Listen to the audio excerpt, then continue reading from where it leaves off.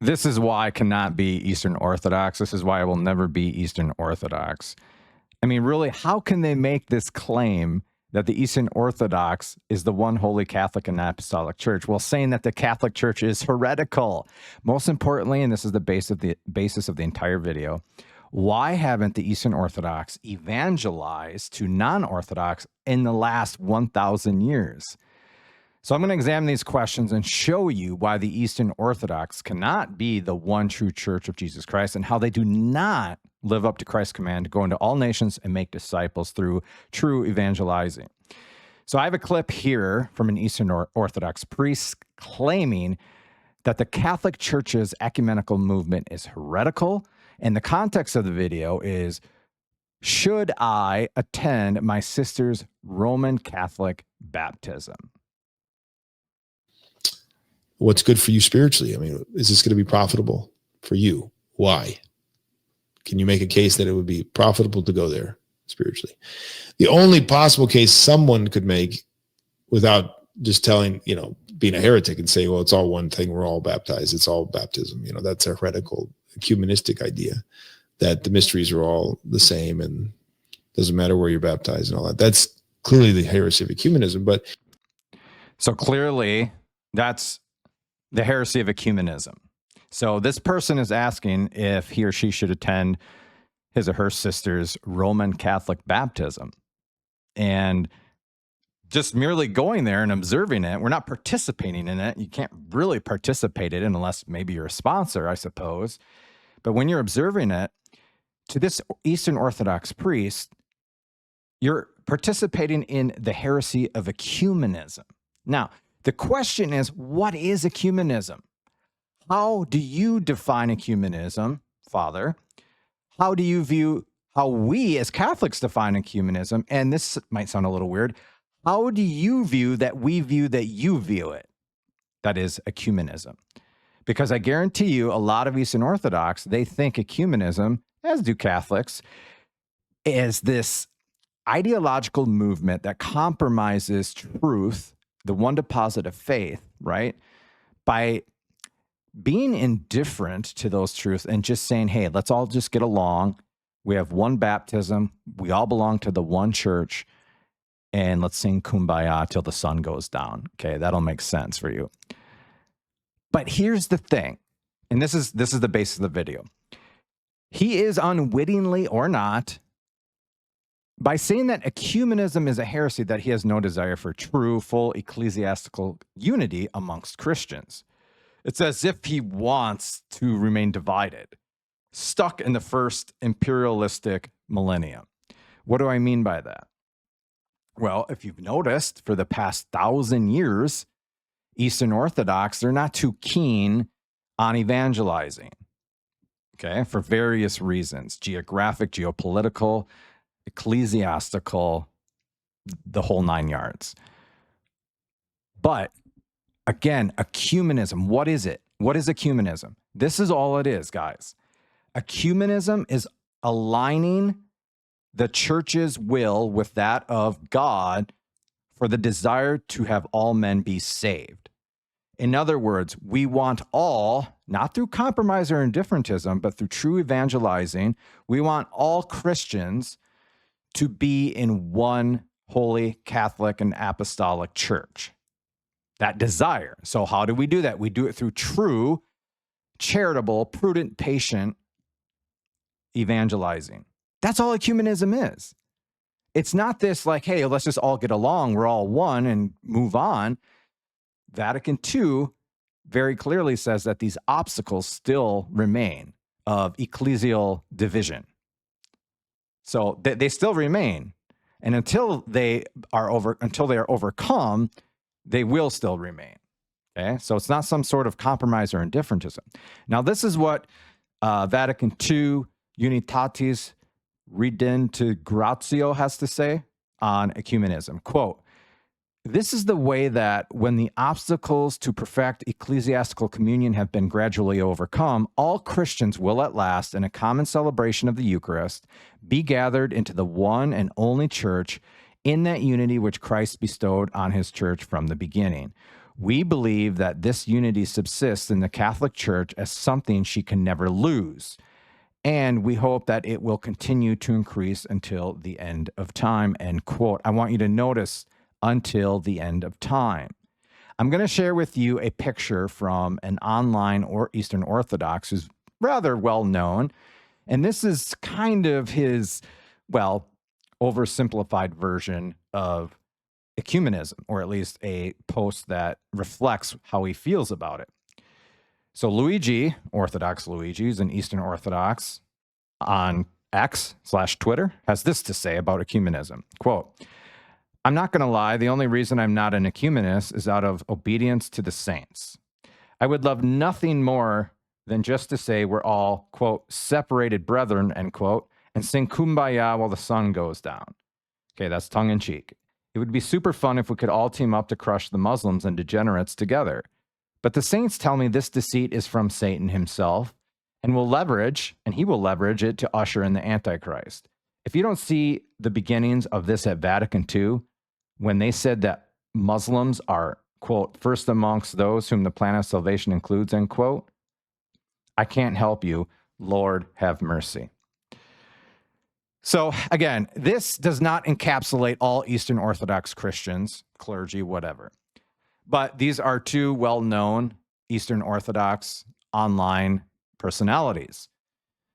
And I don't know how I can go and find out the true doctrinal definition of how they view ecumenism or evangelization, because I don't have a catechism that they can give to me. I don't have a teaching magisterium in the strict sense of the term.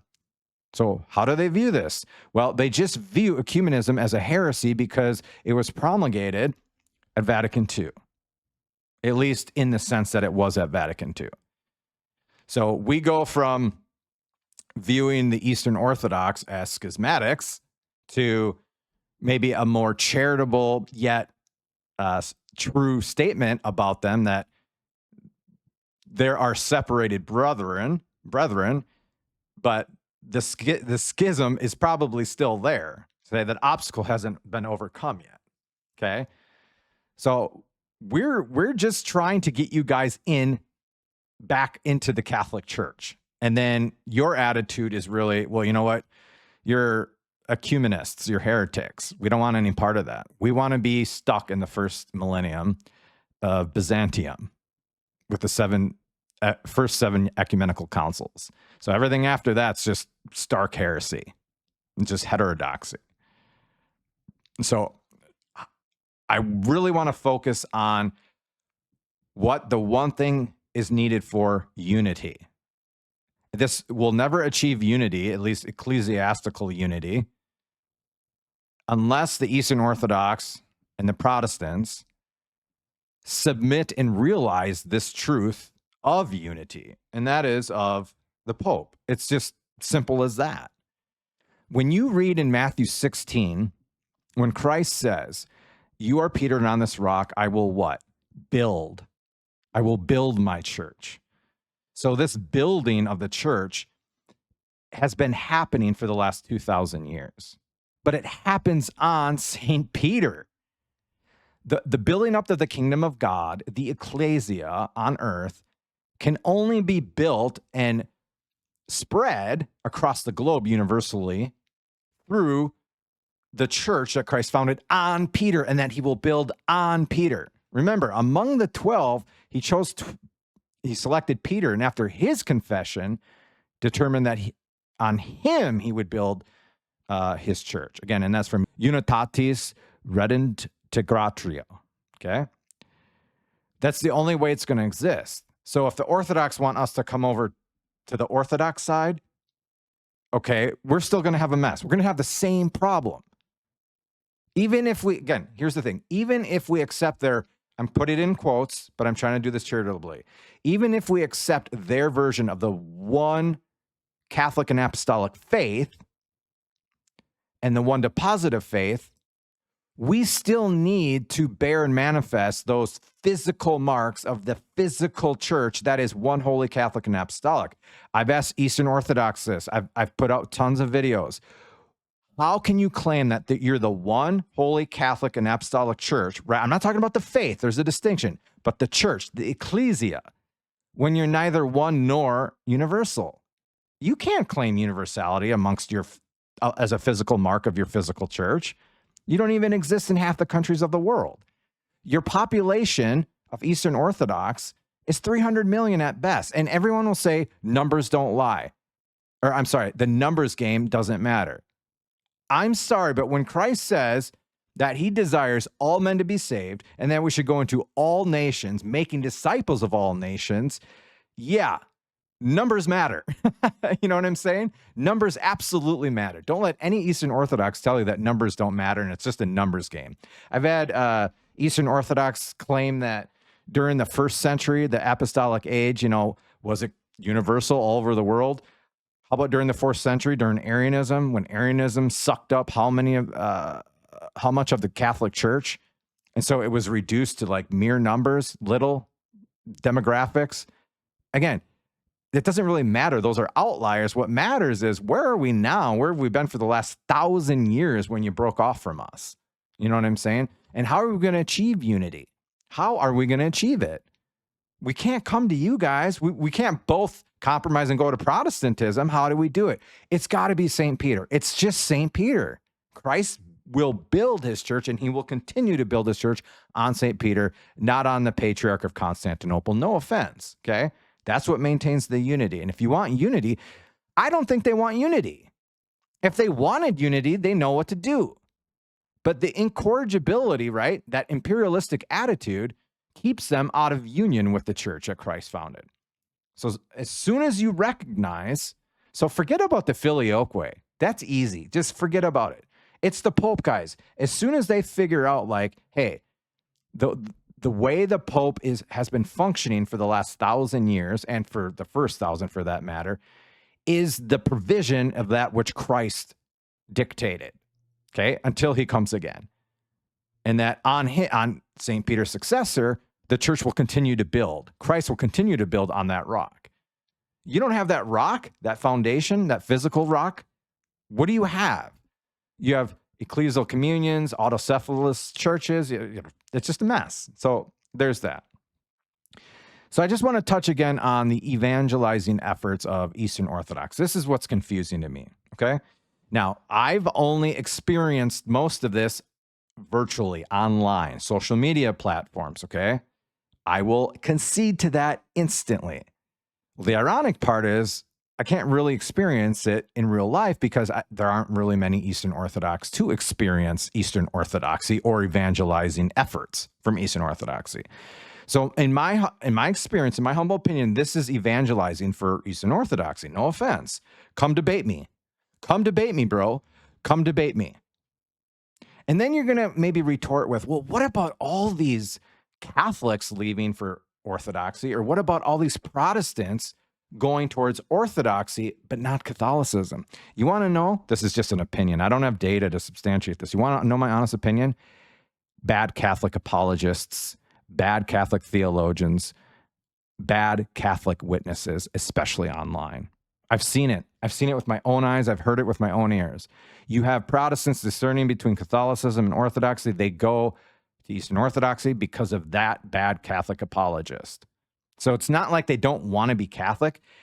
They're yearning for apostolic foundation. They're yearning for traditional liturgy. They're yearning for the Eucharist and all that good stuff. Well, when you have this bad Catholic apologist saying the Pope's an anti-Pope, the Pope's a heretic, et cetera, et cetera, et cetera, Vatican II teaches heresy, they're going to go to Eastern Orthodoxy. And I honestly think that's why a lot of people are going to Eastern Orthodoxy. It's because of bad Catholics. I'm not kidding. Because I don't know how else people are converting to Eastern Orthodoxy, because where are their evangelization efforts? I don't see it. What I see online is just hubris, vitriol, polemics, debates. That's evangelizing. Or these videos where you have a priest just calling the Catholic Church heretical and that ecumenism is a heresy. So I'm going to play you a clip from one of my live streams. This was a few days ago. An Eastern Orthodox came up to my channel and we had a discussion, an informal debate. And he started off by calling us a name, and then it got weird. But I just want to give you a sample, an example of what I experience. And maybe you can correct me or comment below and say, like, hey, this isn't Eastern Orthodoxy. This is all I see.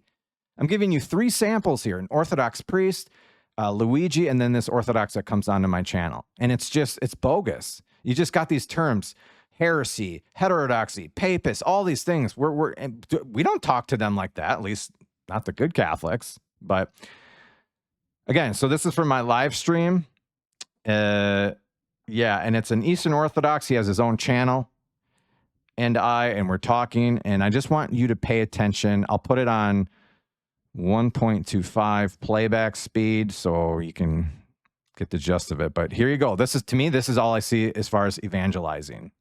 No, I'm going to ask my usual shtick. It's my usual spiel when I speak to heterodox.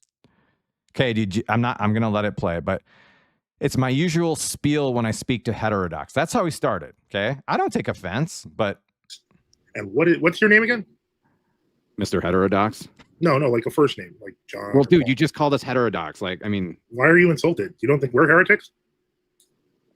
Why would I ever call... And I would never, ever call anyone a heretic. Ever. Really? Yes. Why not? Because I want to save souls, and I want to do it in truth and love. You want to tell them the truth? I mean, David Bentley Hart, for example, he's pretty famous in world orthodoxy, but he also believes in Origenism, rejects the Fifth Council of Constantinople. Okay. Dude, he's a heretic. Let me tell you this, okay? This might sting a little bit. I'm just because we're talking truth here. Sure. The problem with Eastern Orthodox evangelizing, even if that is a thing with you guys, is that there is no. I mean, where is it? You guys don't convert anyone because you guys are, what to everybody. You don't even proselytize. You just wait. What's hold on. You're just stuck in the first millennia, and it's just you don't want to expand. You don't want to convert anybody. So you just think everyone's going to hell, and that's why you're stuck at 270,000 people. No. Believe it or not, 270 million. Yeah, I would actually say the numbers might even be exaggerated on both our ends. But anyway, the point is, yeah, I wasn't trying to upset you there. I'm not upset. I'm just telling you that's why you guys aren't converting anyone. You don't call people heretics or heterodox. What is that going to do? Identify them? All right, here. Let me ask you the question I ask everybody on the show. Charity it means? You know what charity means? I'm told. How would you define charity? Just define it for me. Love for God. You can't use love in the definition. Well, then I would argue, if you're asking me how to define love itself. Sure, yeah. The theological virtue of love. I would say that it is a desire for one's soul to be ordered towards the good or towards God, and to wish that on others and bring others to that. And you're going to do that by calling them heretics? Is that going to, that if I'm serious about the truth, it shouldn't make a difference. You can't divorce love from truth. Don't you understand that? It's imprudent. Well, love is truth, but the point is it loving to deny what a person is? There's a distinction. Okay, now you do realize that you're using that same 1960s model of love is like, don't say any hurty words, and that's led us to countless disasters, especially in your church. We can't be mean to people in same-sex marriages. We can't be mean to divorced people. No, so you're not being mean. You're being honest. Honesty is a good thing. I've never met any. I mean, you're really going hard on me for this, and I'm confused because to me, that's part of apologetics is nicely telling someone where they're wrong to hopefully lead them to where they'd be right. Sure. If it's prudent and you do it in a loving way, and if they're receptive towards it, but you don't just notice he said nicely, but then yet he calls us papists, heterodox, and heretics. Come on someone's channel and call people papists, heterodox, and heretics. Okay. I don't think I use the term papist in this discussion, though I do use it often. I will. Yeah. Oh, okay. Well, that's fine. I heard it. Well, that's fine. And look, if you want to call me an Eastern schismatic, I am not going to be offended by it. See, I would never do that. So don't. Why not? Don't project. Why are you applying? Don't project what you do onto me and then just like downplay it.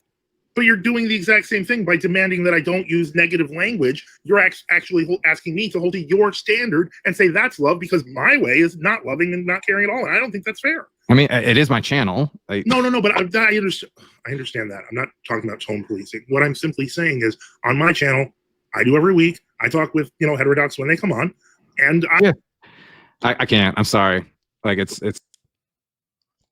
So again, I do want to say this. I love my Eastern Orthodox brothers and sisters, okay? I have no ill will. I don't have an axe to grind or a bone to pick with anybody. I'm just telling you and showing you this is my experience with Eastern Orthodox. And it's kind of relational, and it correlates. You have kind of a limited population, and it's like, well, where are your evangelization efforts for the past 1,000 years? And why are people going to Eastern Orthodoxy now? Those are the questions. Comment below. I don't know. This is just my limited experience. I have 3 Orthodox here on this video. I've engaged with plenty of others, same kind of stuff. It's just, you know, pound people over the head with theology and hubris and all that stuff. Come debate me, bro. Come debate me, bro. And then ecumenism is a heresy. When, if you want to know my humble opinion, ecumenism has converted people, and they'll say, well, converted your heretical church, but has converted people to Christ's church more than any Eastern Orthodox evangelization efforts have ever done. I mean, and that's not triumphalistic. That's not saying you guys suck and we're awesome. I'm just saying, like, stats are stats, facts are facts. Okay. So is ecumenism heresy? How is it heresy? How do you define ecumenism? Comment below. I want to know. Because to me, ecumenism and building relationships while not compromising the truth is what's going to save souls. Okay. I don't think what the Eastern Orthodox are doing are real. I'm not going to say they're not saving souls. I'm just saying it's not something I would do, and I wouldn't, recommend you or anyone doing what they do or what you've seen here on the channel. So, yeah, pray for these guys. I'm sure they mean well. Okay, whatever. I'm not judging their hearts. Pray for them. Pray for me. But hey, the only way we're going to achieve real, true, complete unity, ecclesiastical communion, full communion, it's going to be through true ecumenism. That's the only way. Why do you think we promulgated it at Vatican II? Why? Just for giggles? No, it's because we have a desire for all men to be saved, especially in the last times. So thanks for watching. Please subscribe. Please like, comment, share. Praise be Jesus and Mary.